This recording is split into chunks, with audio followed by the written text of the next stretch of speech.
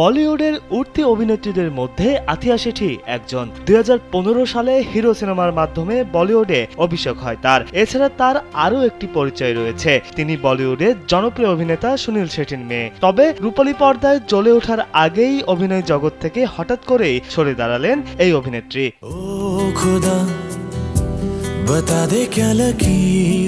ভারতীয় এক গণমাধ্যমের সাক্ষাৎকারে সুনীল শেঠি এ বিষয়টি নিশ্চিত করেন। তিনি বলেন, আথিয়া বলেছে, বাবা আমি আর অভিনয় করতে চাই না, আমি আর আগ্রহী নই, আমি আর সিনেমা করতে চাই না। এই কথা বলার জন্য আমি আথিয়াকে সেলুট জানাই। মতিচুর চাকনাচুর সিনেমার পর তার জীবনে অনেক কিছু এসেছিল। সে বলেছে, আমি আর চাই না, আমি ভালো আছি।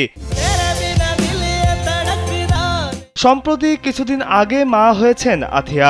মাতৃত্বকে ভীষণ উপভোগ করছেন তিনি, তা জানিয়ে সুনীল শেঠি আরো বলেন, এখন সে তার জীবনের সেরা চরিত্র পেয়েছে, সে সেরা ফিল্মে কাজ করছে, এটাই জীবন। মায়ের এই চরিত্রকে সে ভালোবাসে। 2019 সালে ভারতীয় ক্রিকেটার লোকেশ রাহুল ও আথিয়া প্রেমের সম্পর্কে জড়ান। এ জুটির প্রেম নিয়ে চর্চা কম হয়নি। সবশেষ 2023 সালের 23 জানুয়ারি 7 পাকে বাধা পড়েন এই যুগল। গত 23 মার্চ কন্যা সন্তানের জন্ম দেন আথিয়া। এ দম্পতির এটিই প্রথম সন্তান।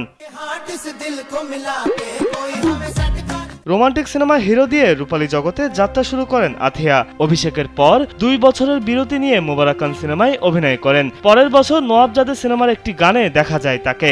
2019 সালে মুক্তি পায় তার অভিনীত মতিচুর চাকনাচুর সিনেমা। এটি তার অভিনীত সবশেষ সিনেমা।